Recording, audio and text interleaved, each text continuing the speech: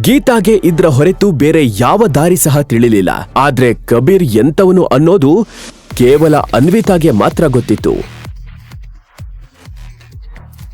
ಹೇಳ್ಬೇಕು ಅಂದ್ರೆ ಕಬೀರ್ ಒಬ್ಬ ದೊಡ್ಡ ಶ್ರೀಮಂತರ ಒಬ್ಬನೇ ಮಗ. ಅವರ ತಂದೆ ಪ್ರಿನ್ಸ್ ಗ್ರೂಪ್ನ ವೈಸ್ ಚೇರ್ಮನ್. ಕಬೀರ್ ಒಬ್ಬ ಕಿಡ್ ಆಗಿದ್ದ.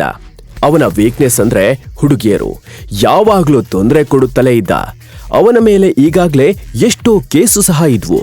ಆದ್ರೆ ಅವರ ಪವರ್ ಮತ್ತು ಹಣದಿಂದಾಗಿ ಯಾರು ಸಹ ಅವರಿಗೆ ಏನು ಮಾಡಲು ಆಗ್ತಾ ಇರಲಿಲ್ಲ. ಅವನು ಅನ್ವಿತಾಳನ್ನ ಸಹ ಅವನ ಬಲೆಗೆ ಬೀಳಿಸಿಕೊಳ್ಳಲು ಎಷ್ಟೋ ಬಾರಿ ಪ್ರಯತ್ನಿಸಿದ್ದ. ಆದ್ರೆ ಅನ್ವಿತಾ ಅವನ ಕಡೆ ತಿರುಗಿ ಸಹ ಕಾಲೇಜಿನಲ್ಲಿ ನೋಡಿರ್ಲಿಲ್ಲ.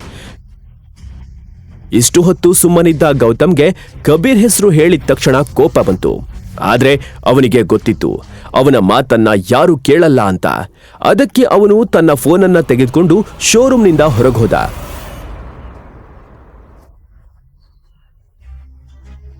ಶೋರೂಮ್ನಿಂದ ಹೊರಗೆ ನಿಂತು ಅವನು ಯಾವುದೋ ನಂಬರ್ ಡಯಲ್ ಮಾಡ್ದ.